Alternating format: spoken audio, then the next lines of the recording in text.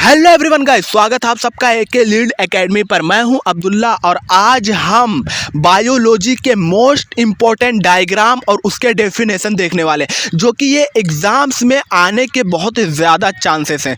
इनमें से यानी इसमें हम होल सिलेबस का इम्पोर्टेंट डायग्राम और डेफिनेशन कवर करने वाले हैं और ये सेशन काफ़ी इंटरेस्टिंग होने वाला है, क्योंकि हम इसमें कम समय में काफ़ी डीप नॉलेज लेने वाले हैं, कम समय में काफ़ी ज़्यादा गहराइयों में जाने वाले हैं और कॉन्सेप्ट होगा क्रिस्टल क्लियर। तो लास्ट तक बने रहिएगा और लास्ट में हम आपको ऐसी चीज़ बताएंगे जिससे एग्जाम्स में 50 to 53 मार्क्स तक आ सकते हैं। तो चलिए स्टार्ट करते हैं।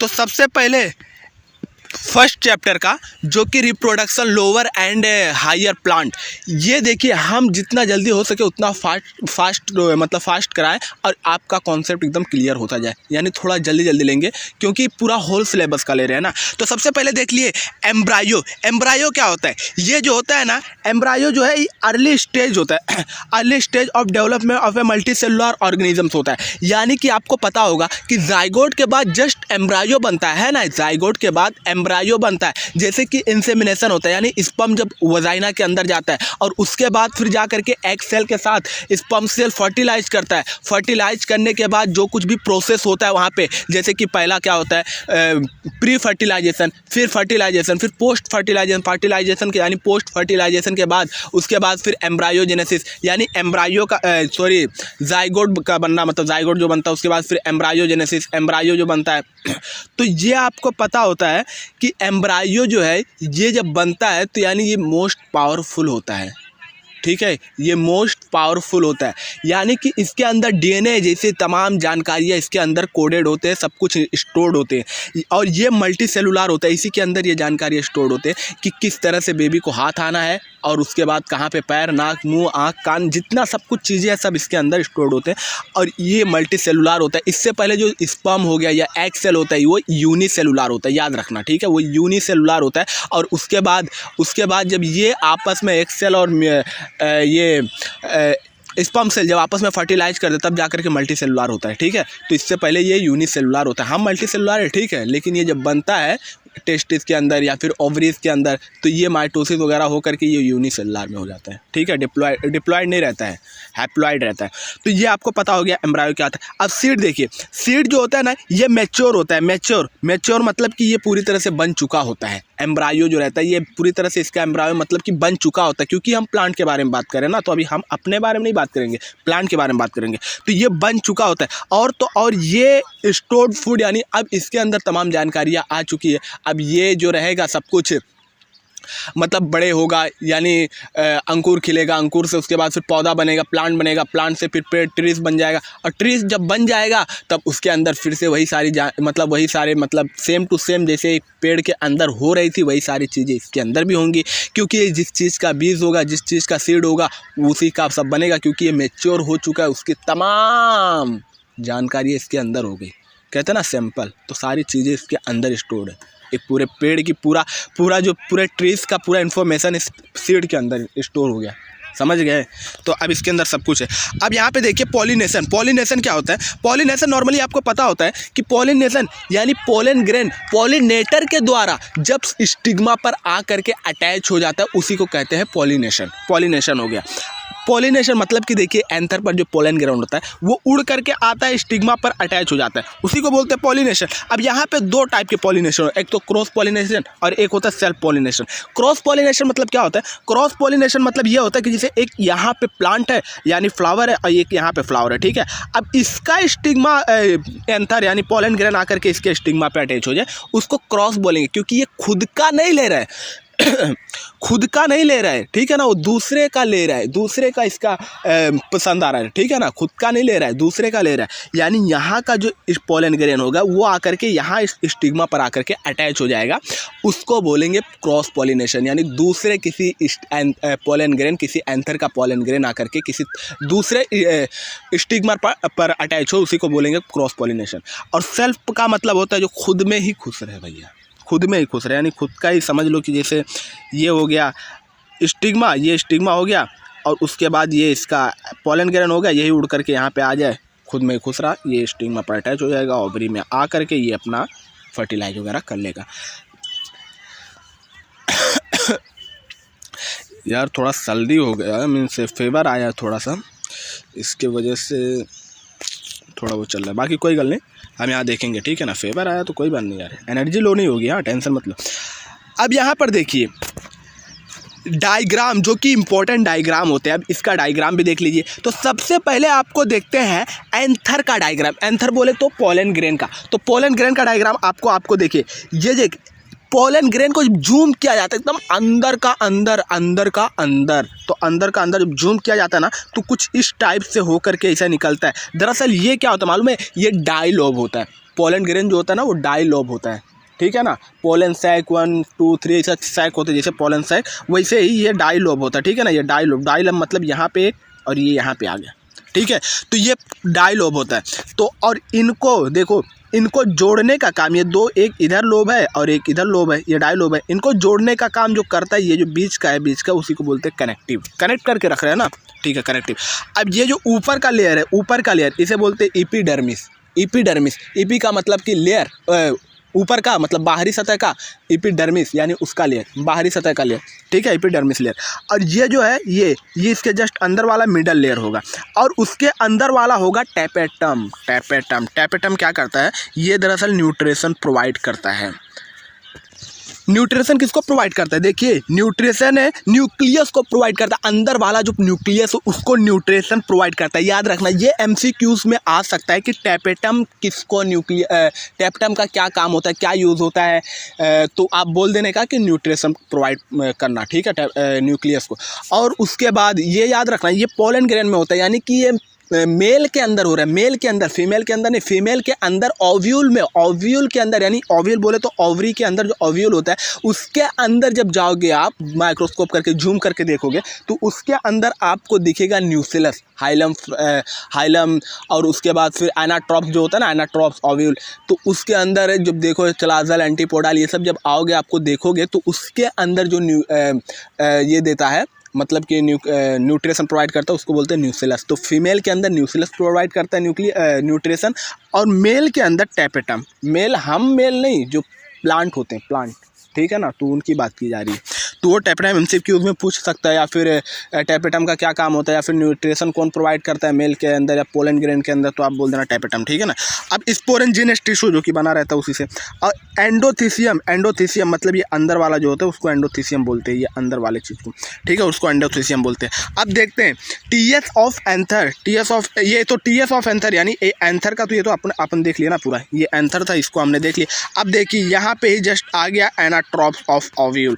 एनाट्रोप्स के देखते हैं, सबसे पहले आ गया ये चलाजल, ऊपर का चलाजल, उसके बाद ऊपर जो ये दो ऊपर लगे हैं ना, ये इसको बोलते हैं एंटीपोडाल। ये दरअसल जब माइटोसिस होता होगा, सेकंड माइटोसिस, थर्ड माइटोसिस जब हो रहा था, ये प्रोसेस हो रहा था, उस टाइम ये जो है ये दोनों ऊपर लट जाते हैं और ये डाइलोब हो जाता है, जो कि एम्ब्रायो सैक होता है, न्यूक्लियस यानी बीच का डाइलोब होता है, डिप्लॉयड होता है, और ये जो है ये एग सेल होता है, ठीक है।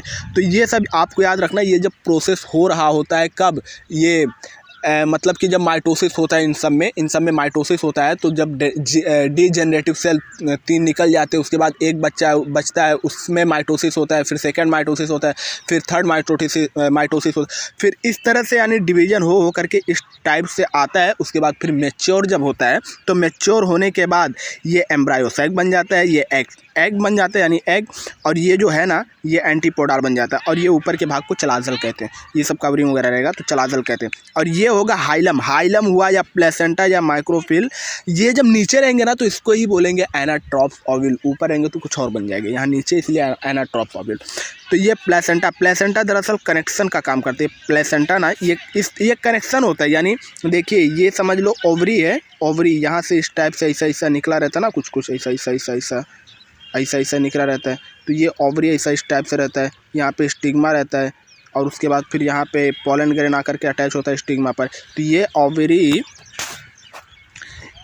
यहाँ पे जो ये ओवरी है ना, ये ओवरी, ये इस पर जो अटैच होता है, यही इसको ही प्लेसेंटा बोलते हैं, ठीक है। तो यही प्लेसेंटा, और प्लेसेंटा के अंदर ये कहाँ का भाग है, समझ में आया ना कहाँ का भाग है, ये यहीं का भाग है। देखिए ये हो गया, समझ लो ऐसा इस टाइप से ओवरी, ठीक है ना, ओवरी हो गया, ऐसा ओवरी हो गया, इस टाइप से ऐसा। अब यहाँ पे हो गया स्टिग्मा और उसके बाद जस्ट यहाँ पे होता है एंथर और वहाँ पे होता है पोलन ग्रेन, ऐसा ऐसा सब होता है ना, ऐसा ऐसा सब होता है। तो ये आकर के इस पर अटैच होता है, उसके अंदर जाता है ओवरी के अंदर, ओविल के अंदर। तो यही जो ये जो अटैच हुआ ना, ये जो अटैच हुआ यही पूरा जो है एनाट्रॉफ जो है, यही पूरा एनाट्रॉफ, इसके बारे में हम पढ़ रहे हैं। समझा बात को? तो ठीक है, चलिए आगे देखते हैं। Reproduction lower and higher animal.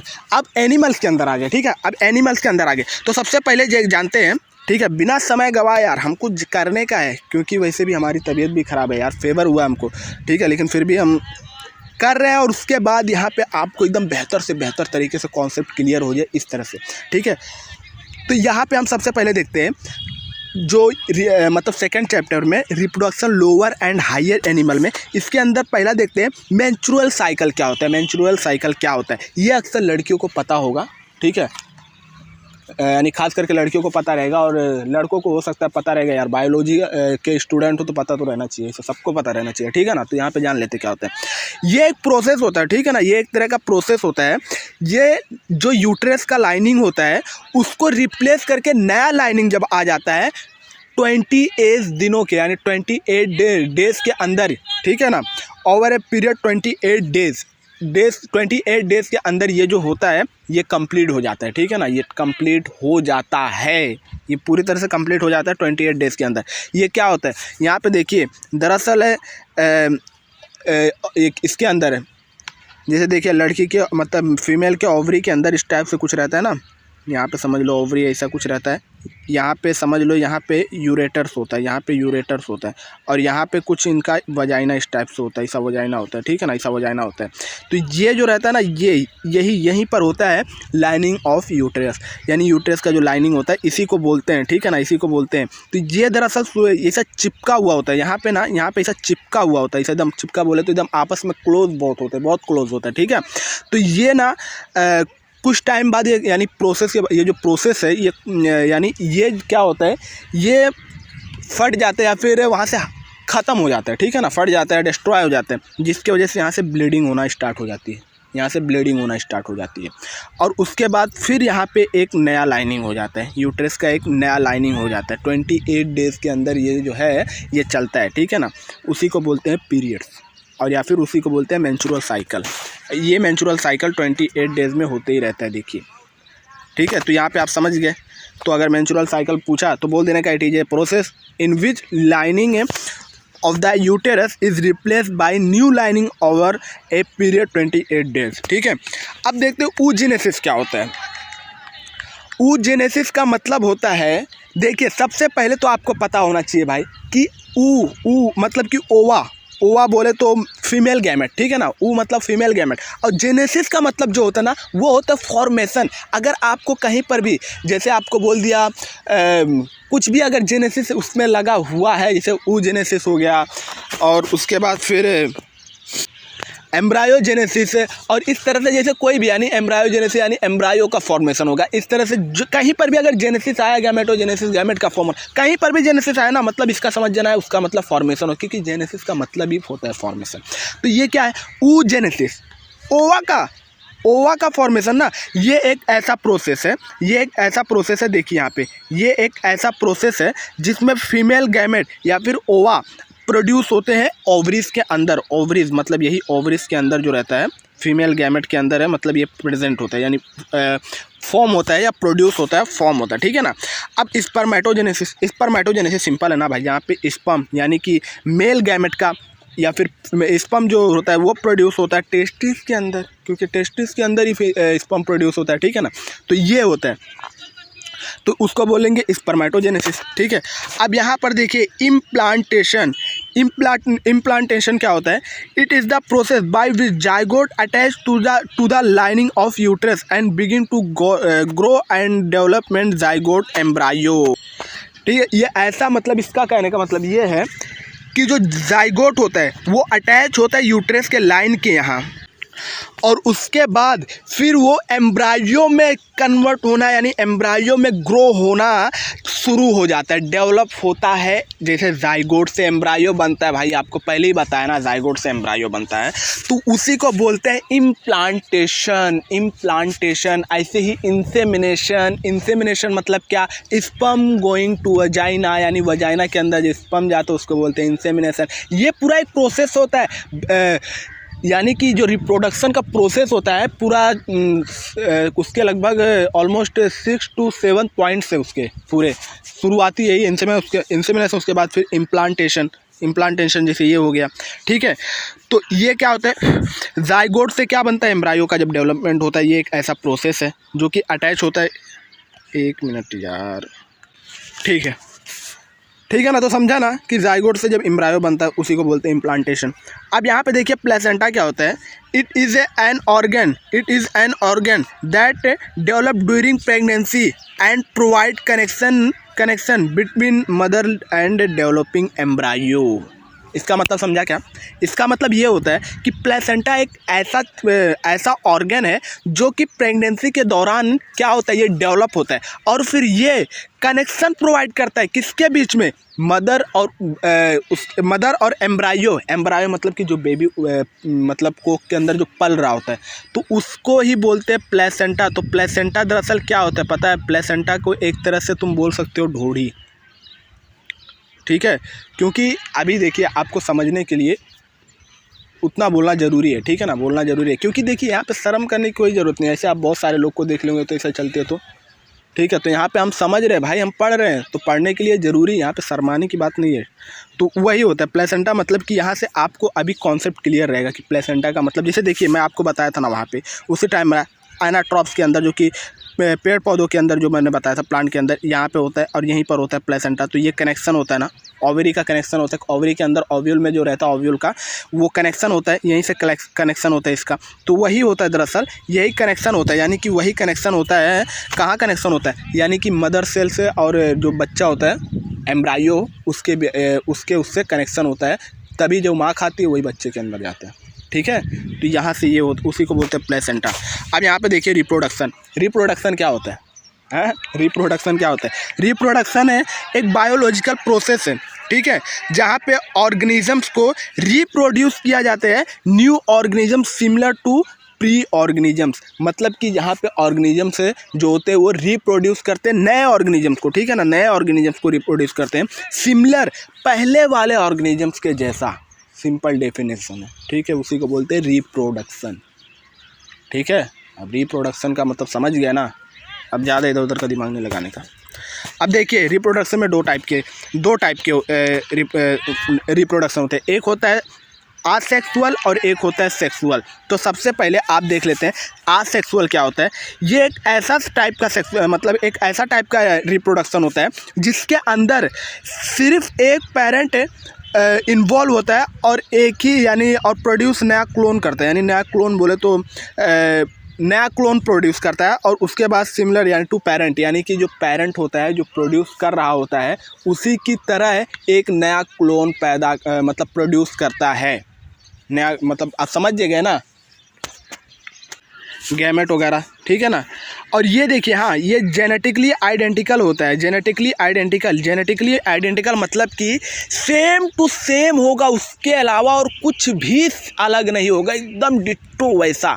अभी हम लोग तो भाई सेक्सुअल रिप्रोडक्शन करते हैं ना, तो हमारे जो बच्चे होंगे वो हमसे अलग भी हो जाएंगे, क्योंकि आधा जो फीमेल पे जाएंगे आधा मेल पे जाएंगे, ठीक है ना, XY क्रोमोसोम जो कुछ भी मिल करके बनेगा, ठीक है। लेकिन इसमें क्या रहेगा, सिंगल ही पेरेंट रहेगा ना, तो उसका जो रहेगा उसका सेम टू सेम होगा। तो ये कहाँ पे होता है सेक्सुअल, ये दरअसल बैक्टीरियाज वगैरह में होता है। हाँ एक एग्जांपल देख लीजिए, डॉली शिप, ये एग्जांपल डाल के आना, क्योंकि एग्जामिनर देखे भाई खुश हो जाएगा बंदा पढ़ा लिखा है। खैर अब दूसरा देखते हैं सेक्सुअल क्या होता है। ये ऐसा टाइप का रिप्रोडक्शन होता है जिसके अंदर टू पेरेंट इन्वॉल्व होते हैं एंड ऑफस्प्रिंग प्रोड्यूस करते हैं जेनेटिकली डाइवर्स। और इसके अंदर क्या ऑफस्प्रिंग मतलब कि वही मतलब फर्टिलाइज हो करके जो फिर तुम्हारा एम्ब्रायो और उसके बाद फिर जाइगोट वगैरह जो बनता है उसी को बोलेंगे ऑफस्प्रिंग, वो प्रोड्यूस करते हैं और उसके बाद फिर वो जेनेटिकली डाइवर्स होता है, यानी कि थोड़ा इनसे थोड़ा इनसे, ठीक है ना। तो ऐसा मिलता रहता है, तो उनका जीन वगैरह जैसे डीएनए जैसा पापा और उनका दोनों का सेम रहेगा डीएनए, ठीक है ना। तो उससे हम पता कर सकते हैं कि मतलब किसका बच्चा है, ठीक है ना। तो ये जेनेटिकली डाइवर्स होता है। अब देखिए यहाँ पे फर्टिलाइजेशन क्या होता है। फर्टिलाइजेशन आपको पता होगा ना, फर्टिलाइजेशन क्या होता है। फर्टिलाइजेशन जब स्पर्म सेल, जो स्पर्म सेल होता है, स्पर्म सेल यानी स्पर्म सेल जो होता है वो एग सेल के साथ जा करके फर्टिलाइज करता है, एग सेल के साथ जा करके फ्यूज़ हो जाता है, डिफ्यूज़ होता है, फ्यूज हो जाता है, ठीक है ना। उसी को बोलते हैं फर्टिलाइजेशन, ठीक है। तो उसी को बोलते हैं फर्टिलाइजेशन। यहाँ पे देखिए fertilization it is the process of sperm cell fuse with egg cell and form zygote, ठीक है। फ्यूज होगा जब स्पर्म सेल एग सेल के साथ, तभी ना जाइगोट बनेगा, और जाइगोट बनेगा तभी एम्ब्रायो बनेगा, और एम्ब्रायो बनेगा तभी बेबी ग्रोथ करेगा ठीक है ना। और देखिए एक यहाँ पे ये डबल फर्टिलाइजेशन, ये पूछने के चांसेस बहुत है, इसको एमपी करके रखना इंपॉर्टेंट है काफ़ी ज़्यादा। डबल फर्टिलाइजेशन क्या होता है। डबल फर्टिलाइजेशन ये यूनिक, अनोखा और कॉम्प्लेक्स फर्टिलाइजेशन है भाई, ये कॉम्प्लेक्स फर्टिलाइजेशन है, फर्टिलाइजेशन का प्रोसेस है जिसमें occur in only flowering plant involve the fusion eggs and sperm cell to form zygote, ठीक है। यानी कि शुरुआत में क्या होगा कि स्पर्म सेल जाकर के एग सेल के साथ क्या कर लेगा, फर्टिलाइज कर लेगा और जाइगोट बना लेगा। दूसरे बार में क्या होगा, सेल जो स्पर्म सेल होगा वो पोलार न्यूक्लियाई के साथ फ्यूज करेगा और उसके बाद क्या एंडोस्पर्म बनाएगा, एंडोस्पर्म, उसी को बोलते हैं डबल फर्टिलाइजेशन, ठीक है। पहला तो क्या लेगा, पहला तो सिंपल फर्टिलाइजेशन करेगा, दूसरी बार क्या करेगा, वही स्पर्म सेल पोलार न्यूक्लियाई के पास जा करके अटैच हो जाए, पोलार न्यूक्लियाई के पास जा करके डिफ्यूज होगा यानी फ्यूज होगा और उसके बाद एंडोस्पर्म बनाएगा, उसी को बोलते हैं डबल फर्टिलाइजेशन। अब यहाँ पे देखिए डायग्राम, इम्पोर्टेंट डायग्राम देख लेते हैं। तो यहाँ पे देखिए ये किसका डायग्राम है, ये टेस्टिस का डायग्राम, कि कहाँ से स्पर्म बनता है और कैसे कैसे बनता है। खैर यहाँ पे अपने डायग्राम के बारे में स्टडी करेंगे, ज़्यादा डिटेल में नहीं जाने वाले हैं, नहीं तो लेक्चर बहुत लंबा होने है, बहुत फटाफट करने का है। यहाँ पे देखिए कि हम डेफिनेशन के साथ साथ डायग्राम के साथ साथ डेफिनेशन दोनों ही साथ में लेकर चल रहे हैं ना, और पूरे सिलेबस का। खैर तो यहाँ देखिए इसको जो रहता है वो और ये देखिए पूरा हैंड रिटन है। हैंड रिटन बोले तो एक एक करके देखिए यहाँ पे ना, मुझे जितना समय इसको वीडियो बनाने में या रिकॉर्ड करने में नहीं लगेगा, उससे कई गुना ज़्यादा इसको मुझे हैंड रिटन नोट बनाने में लगा है। हैंड रिटन क्योंकि इसको पूरा ड्रॉ करना पड़ा है पूरा ए टू जेड। तो यहाँ पे क्या करना है, वाश डिफेंस होता है, ये वाश डिफेंस होता है, ठीक है। यहाँ से स्पर्म को जाना होता है और उसके बाद फिर इसके ऊपर जस्ट यानी पहला लेयर जो होता है उसको ट्यूनिका वेजाइनलिस बोलते हैं, उसके अंदर वाला होता है ट्यूनिका अल्ब्यूजिनिया बोलते हैं, जहाँ पे बहुत सारे यानी जहाँ गोल गोलाई ऐसा सब रहता है आइसोलेटेड की तरह, और उसके बाद उसी के अंदर स्पर्म रहता है, ठीक है। और ये जो है ये लॉब्यूलेटेड मतलब कि ये ऐसा लॉब्यूलेटेड, ठीक है ना। तो उसे लॉब्यूलेटेड मतलब कि ऐसा बोला, लिसिर पिसिर बोले तो एकदम क्या बोल सकते हो उसको, जिसका विस्कोसिटी हाई है, विस्कोसिटी ज़्यादा इसके अंदर हो, यानी बोल सकते हो ऐसा गीला चिपचिपा टाइप का, ठीक है ना, ऐसा चिपचिपा टाइप का। और ऐसा लॉब्यूलेटेड मतलब कि ऐसा कैसा भी ऊबड़ खाबड़ ऐसा मोड़ा रहे, ठीक है। सेमिनिफेरस टिब्यूल यही सेमिनिफेरस टिब्यूल है जहाँ से क्या करता है ये, मतलब स्पर्म जा कर के अटैच रहता है, ठीक है। और ये ब्लड वेसल, जहाँ से यानी क्या ब्लड वेसल मतलब कि यहाँ पे खून का सप्लाई सर्कुलेशन होता है, ब्लड का सर्कुलेशन। और ये सुपरमैटिक कोड यानी यही जो है ये मेन है, सुपरमैटिक कोड ऐसा यहाँ पे ऐसा हल्का सा पाइप की तरह से रहता है जहाँ से रास्ता होता है, ठीक है ना, रास्ता होता है ऊपर नीचे जाने का। तो ये होता है टेस्टिस। तो इसको आप चाहिए तो ये आप इस डायग्राम को इस तरह से बना करके या फिर इस तरह से आप प्रैक्टिस करके यार याद कर लीजिए थोड़ा, ठीक है, बाकी कुछ नहीं, इसको आप याद कर लीजिए, ठीक है ना। तो यहाँ पे आपको समझ में आ गया। अब यहाँ पे दूसरा देखते हैं, यहाँ पे हम ओवरव्यू ले रहे हैं सबका। अब ये जो है टेस्टिस के अंदर का है, टेस्टिस के अंदर क्या होता है, सबसे पहले तो ब्लड वेसल जहाँ से ब्लड जाता है, उसके बाद ये जो छोटे छोटे सा बूंद है ना, ये जरा सा फ्यूलिकल होते हैं, और उसके बाद फिर दूसरा ये फ्यूलिकल थोड़ा सा मैच्योर होते हैं तो उसको वो बन जाता है प्राइमरी फ्यूलिकल, PF मतलब प्राइमरी फ्यूलिकल। और उसके बाद फिर सेकेंडरी फ्यूलिकल, फिर टर्शरी फ्यूलिकल, उसके बाद फिर मैच्योर फ्यूलिकल। अब मैच्योर हो चुका, अब यहाँ पे ऊ साइड प्रेजेंट हो गया, ऊ साइड मतलब ओव्यूल, और ओव्यूल मतलब फीमेल गैमेट, ठीक है। सॉरी, ऊ साइड मतलब कि अभी मतलब यहाँ पे अभी यानी इसका प्रोसेस चल रहा है, यहाँ पे अभी ऊ साइड देखने को हमको मिल जा रहा है, ठीक है, स्पर्म सेल जो रहता है उसको देखने को मिल जा रहा है। अब उसके बाद फिर यहाँ पे आ गया ओव्यूलेटेड ओवम। ओव्यूलेटेड मतलब कि वही चिपचिपा टाइप का जिसका विस्कोसिटी हाई है, ठीक है, ऐसा गीला ऐसा एकदम लेसर हो, ऐसा चिपचिपा टाइप का, तो यहीं पर ऐसा हो, ठीक है, यहीं पर वो बन जाता है ओव्यूलेटेड, उसको बोलते हैं ओवम। अब उसके बाद फिर यहाँ पे रहेगा जर्मिनल एपिथेलियम, जो कि ये क्या होता है, ये जो जर्मिनल एपिथेलियम होता है ये पहले लेयर, यानी जो 2 लेयर होते हैं, डाई लेयर होते हैं या बाई लेयर होते हैं, तो इनका जो पहला लेयर है उसी को बोलते हैं जर्मिनल एपिथेलियम। और उसके बाद फिर ये अंदर वाला जो होता है यही उस, यानी ये जो है ये आगे जाता है तो बन जाता है कॉर्पस ल्यूटियम, ठीक है।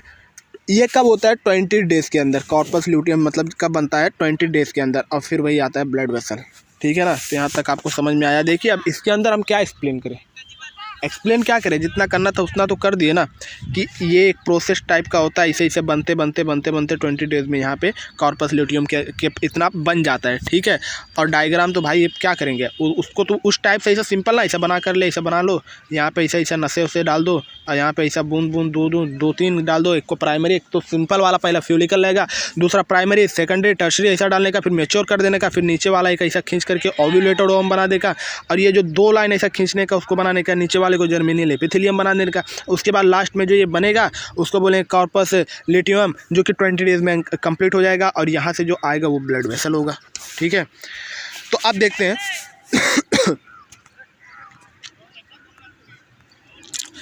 यहाँ पे देखिए 1 मिनट, ठीक है ना। तो ये आपको समझ में आ गया होगा पूरा ओवरी का स्ट्रक्चर, ठीक है। तो यहाँ पे आपको देखिए ओवरी वाला जो है आपका पार्ट, ये जो ओवरी का पार्ट है पूरा, ओव्यूलेटेड ओवम बनता है, फिर जर्मेलियम एपिथेलियम बनता है, फिर कॉर्पस बनता है, उसके बाद फिर ब्लड वेसल। यहाँ पे फीमेल के अंदर का ये ओवरी समझ में आ गया, मेल के अंदर का ये टेस्टिस समझ में आ गया। अब यहाँ पे देखते हैं मेल का जो स्पर्म होता है वो किस टाइप से होता है। तो सबसे पहले ये सांप टाइप का ऐसा होता है, इससे सांप टाइप का होता है भाई, इससे सांप टाइप का होता है, ठीक है। तो यहाँ पे देखिए ऊपर वाला ऐसा ऊपर रहता है एक ऐसा आँख की तरह बना देने का, एकदम परफेक्ट सांप जैसे दिखता है, देखिए ऊपर आँख बना देने का, जिसको बोलते हैं एक्रोसोम, और उसके बीच में ऐसा इस टाइप से रहता है जो उसको बोलते हैं न्यूक्लियस है। यहाँ पे आप देख सकते हैं स्ट्रक्चर, और यहाँ पे 4 ऐसा नागमणि होता है, ठीक है, जो माइटोकॉन्ड्रिया कहते हैं। माइटोकॉन्ड्रिया मतलब पावर हाउस, मतलब जो पावर हाउस होता है, ठीक है ना, सेल का।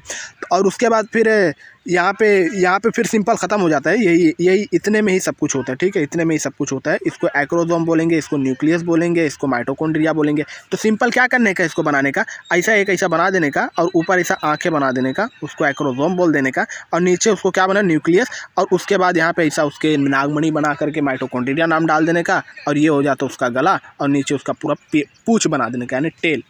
तो यहाँ पे देखिए, तो ये सब इतना तो सिंपल समझ में आ गया। और इसको लेकर के इसने को हेड बोलेंगे, और ये इसका नेक होता है, ये होता है मिडल पीस होता है इसका, मिडल पीस यानी यहाँ से लेकर के इसका मिडल पीस, और ये तो पूरा टेल ही बन जाता है, और ये लास्ट वाला एंड पीस बन जाता है, ठीक है। तो ये स्पर्म का स्ट्रक्चर होता है। स्पर्म का स्ट्रक्चर पूछा तो बना देना, ये सिर्फ लड़कों के लिए नहीं, लड़कियों के लिए भी है। अब उसके बाद देखते हैं वजाइना। वजाइना क्या होता है, वजाइना के बारे में। तो ये जो वजाइना है वो कुछ इस तरह का दिखता है, ऐसा राक्षस की तरह, ठीक है ना। तो ये इस तरह से कुछ दिखता है, जो कि ये होता है यूटेरस, और ये होता है वजाइना, यहाँ पे ये वजाइना होता है, और उसके बाद ये होता है ओवेरी, ठीक है। यहाँ पे अगर ना समझ में आए, कॉम्प्लेक्स डायग्राम लगे, तो इसके वजह से हमने नीचे इसको बना दिया है, ठीक है, यहाँ पे नीचे बना दिया है।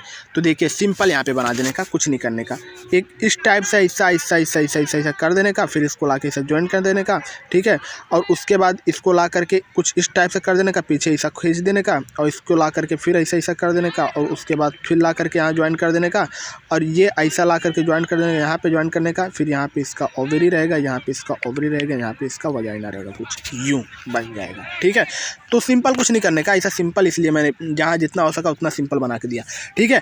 और इसके अंदर देखिए ये जो है ना फॉलोपियन ट्यूब होता है, ये फॉलोपियन ट्यूब होता है, जहाँ से ओवम वगैरह जाता है, कहाँ पे जाता है, यहाँ वजाइना के अंदर, ठीक है ना, वजाइना से होते हुए जाता है, निकलता है या कुछ भी, यही मतलब यही होता है, यानी फॉलोपियन ट्यूब जो होता है यही होता है ओवम, ठीक है ना, यही ओवम में यहीं से जाता है, और यहाँ से ये आता है, ठीक है। तो और ये दूसरा होता है, ये ओवरी होता है, ओवरी के अंदर जहाँ पे ओवम बनता है, फीमेल के अंदर जो ओवम बनता है ये होता है ओवरी, ठीक है ना। अब उसके बाद ये होता है यूटेरस, और यही यूटेरस होता है, देखिए यही यूटेरस होता है जहाँ पे लाइनिंग होती है। हाँ, इसी को ही यूटेरस के इधर ही लाइनिंग होती है, इसका एक पार्ट होता है जिसको लाइनिंग कहते हैं। और ये जो है ना यही दरअसल लाइनिंग होता है, और ये ऐसा आपस में काफ़ी एकदम क्लोज में ऐसा मतलब काफ़ी क्लोज रहते हैं। और उसके बाद ये किसी वजह से जब आपस से ना ऐसा दूर होते हैं, ऐसा आपस से मतलब ऐसा दूर होते हैं, हट जाते हैं, जिससे देखिए ये किसी वजह से जब यह आपस से ऐसा हट जाते हैं, दूर हो जाते हैं ना, तब यहाँ पे ब्लीडिंग होना स्टार्ट हो जाते हैं, ठीक है। यही होता है, ब्लीडिंग होना स्टार्ट हो जाता है। ये इसे जब आपस यानी ऐसा काफ़ी क्लोज रहते हैं और इनको किसी वजह से यानी यहाँ से ऐसा हट जाते हैं आपस से दूर, ऐसा मतलब ऐसा फैलाव हो जाते हैं इनके बीच में ना, ऐसा फैलाव देखिए यहाँ पे देखिए, इस टाइप से अगर फैलाव हो जाता है तो ब्लीडिंग आना स्टार्ट हो जाता है, ठीक है। और ये आना भी चाहिए ये 28 डेज़ के अंदर, ठीक है। यहाँ पर देखिए इस टाइप से ऐसा फैलाव हो जाता है। अब उसके बाद फिर और उसके बाद ये यानी कि बड़े होने के बाद ही होता है, लगभग जब बच्चा मतलब जो फीमेल होती है जब मैच्योर हो जाती हैं, ठीक है ना, मैच्योर हो जाती हैं, बालिग हो जाती है उस टाइम। और ये होता है वजाइना, ठीक है, ये वजाइना होता है, और ये होता है सिविक्स, इसको सिविक्स बोलते हैं, ठीक है। तो इतना सिंपल याद करके रखने का। अब यहाँ देखिए स्ट्रक्चर ऑफ ओवरी। अब यहाँ देखिए तीसरा लेसन आ गया, इनहेरिटेंस एंड वेरिएशन। तो इसको भी हम लोग फटाफट कवर करते हैं। देखिए क्या होता है, क्या है ये देखिए, जीन क्या होता है, इनहेरिटेंस वेरिएशन के अंदर जीन क्या होता है, ठीक है। जीन जो होता है ना, ये एक सेगमेंट होता है डीएनए का, ठीक है ना, जो कोडेड होता है एक particular protein of RNA molecule is responsible for, ठीक है ना।